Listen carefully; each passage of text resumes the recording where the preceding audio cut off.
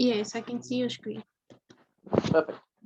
So A and B, getting A and B is quite straightforward, as you showed. X value of A is -1, X value of B is 8, X value of D is 2, as they asked in 6.2. But we're working on 6.3 now. We want to work out 6.3. It's a 2-mark question. It says S. Where is S? S is this point here. They say it here. S is a point on the graph of F. Yes. Where A is between a certain where X is bigger than or equal to A, obviously. So they're saying the X value here is bigger than 2, which is obvious.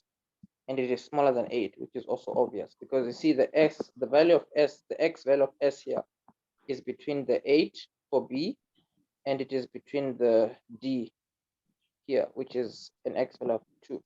They're not trying to say it's in the middle. They're just trying to say the X value of our value here is somewhere between the 8 here and somewhere between the 2. You understand? Yes. Yeah. So now they say ST is drawn parallel to the y-axis. Yes. With T on the graph of the straight line. And then it says that determine ST in terms of X. So remember, ST is the distance, right? Yes. Yeah.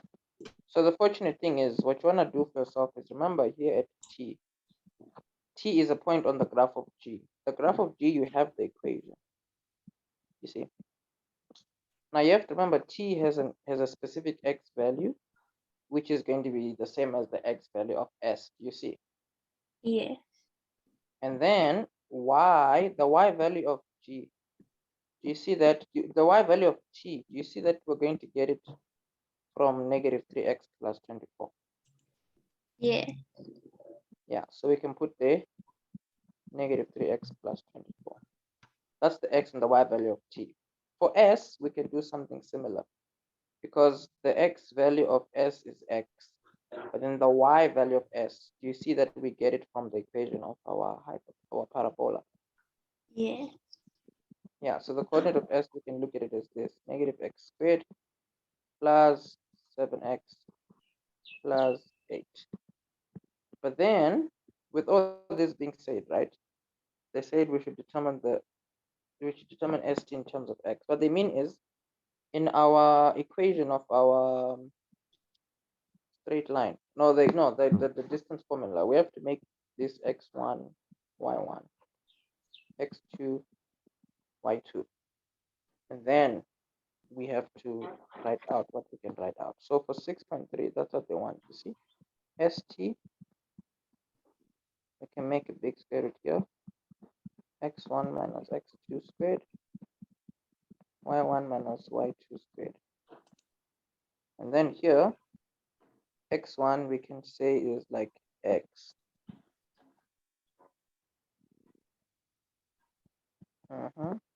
X2 we said it's just x also. So that makes life easy. Yeah. Then here, y1, we said it is x, -x squared plus 7x plus 8. -x squared plus 7x plus 8. And then we're subtracting y2. So when you're subtracting, this is going to become a plus, this is going to become a minus, right? Yeah. Yeah. There we go. Okay, so this is going to be a 0. So it's going to be square root of whatever we have in here. So we can just simplify that. Simplifying what's under this bracket here, we're going to have x squared. It doesn't have a like term. 7x plus 3 is going to give us 10. -24 plus 8 is going to give you, what now? Let's see. It's going to give you 12. 8. No, 16. No, wait, what? This is going to give us 16. Like a -16. Yes. Right? Yeah. -6.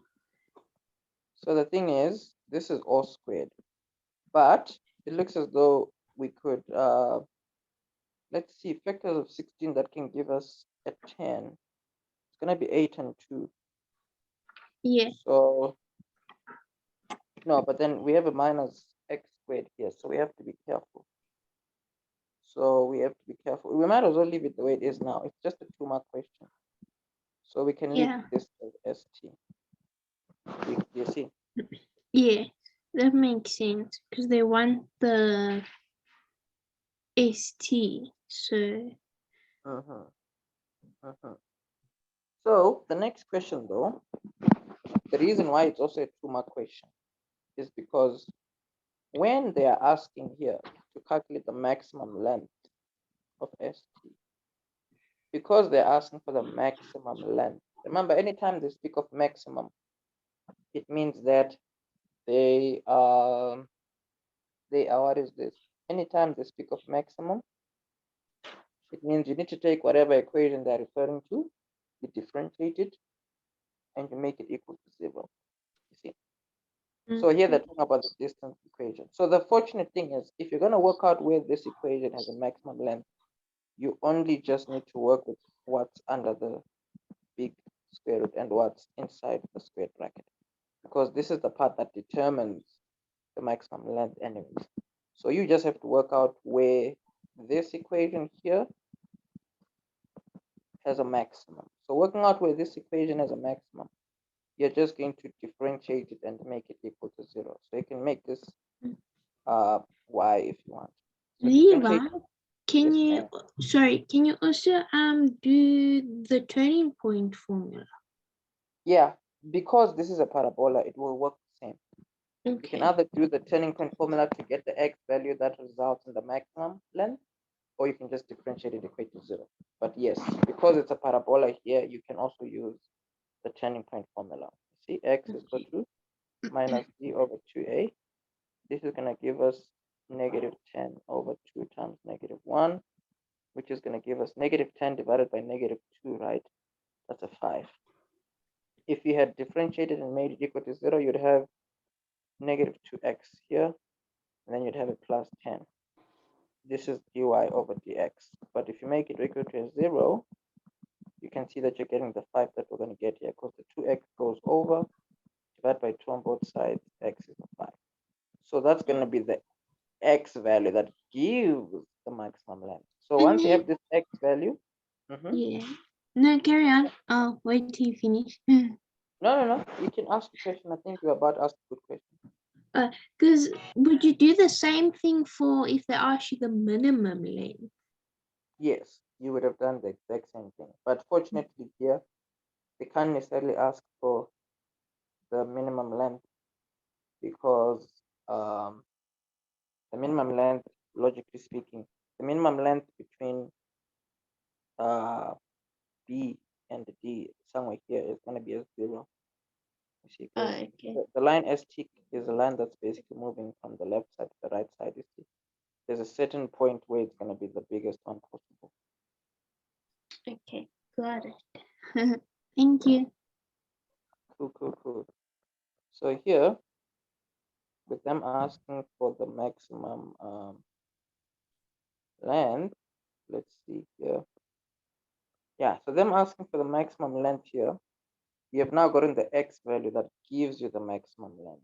So since you've now gotten the x value that gives you the maximum length, you can now just what you may call, you can now just put 5 where the distance formula is. So if you put a 5 there, right, what does it give us in the calculator? Gives you the whole thing should give you about 9. Okay, let's see here. Everything in the calculator here is saying 9. Yep. Okay, that's fine then. So then that's the maximum value. Yeah, that's the maximum length. The I mean, 5 like, is the number that results in the maximum length. yeah. And then the 9 is Okay. at the maximum length. Okay, that makes sense. Mm. Yeah. So that's that for that question. Yes. And then the last question is 7.3. 7.3. Yeah. Okay, let's look at what 7.3 looks like over there. So let's see. 7.3 says use your graphs to solve for x. Okay, so you have the equation of the exponential graph, and you also then have the, let's see here. Excuse me. So you have the equation of the exponential graph. Yeah, and then they say it here, 7.3, use your graphs to solve this equation. So the thing is, if you sketched the inverse, right, the inverse would look like this, right? Is that so? Yes. So there's also, sorry, before we go to 7.3, they also asked for that other inverse. Yeah, this one is the inverse after it has been moved 2 units to the right. So moving this graph 2 units to the right, it's gonna be somewhere here. So then Because, would yeah, that x minus 2, if you put it in your calculator, would it be 3 to the power of x minus 2, or would it be 3 to the power of x and then a whole new number minus 2? well, the thing is, the inverse of f of x, right, is log 3. No. So let's just work it out. This is like y is equal to 3 of x. X becomes y becomes x. So here, if you isolate y, log base the number. Yeah. So in this situation, right, this is what the inverse of f looks like, right? So if you say the inverse of f, move 2 units to the right, wherever x is, you have to drop the whole thing. So this is like log with a 3 here, and then this whole thing becomes x minus 2. You see? Okay. Yeah. So remember the original asymptote for the inverse is the line x is equal to 0, it's here. So if it's moved 2 units to the right, the new asymptote becomes this line here.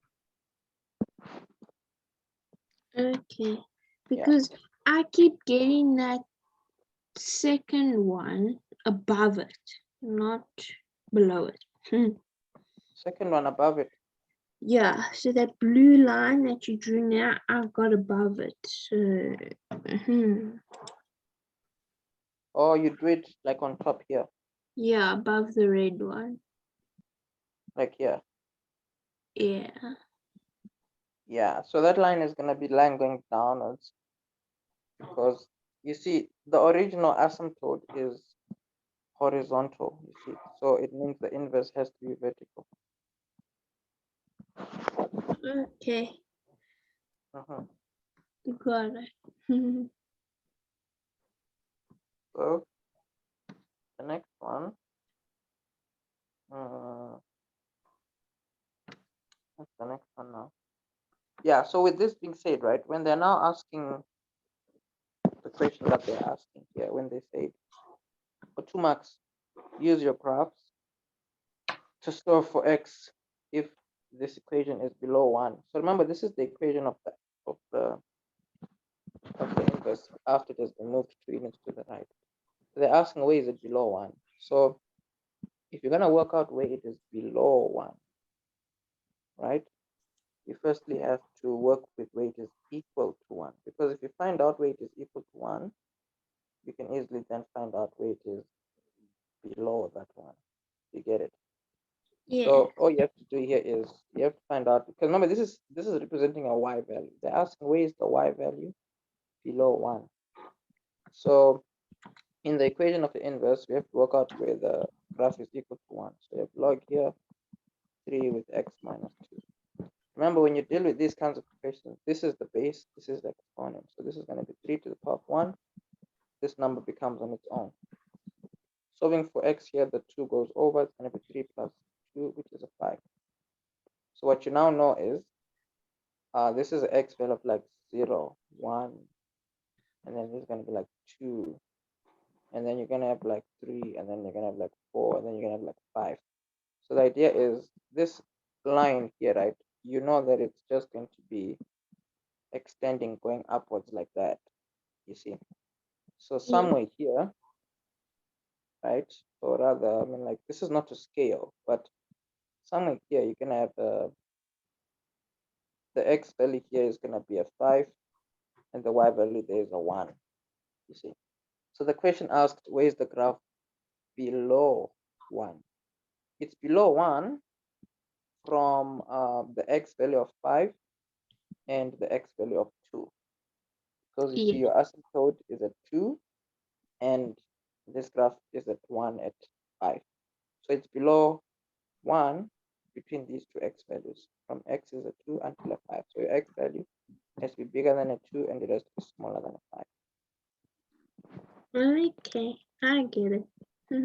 Yeah, that's how you work out that kind of a question. Yeah. Thank you, Levi. That makes sense. You are very, very, very, very welcome.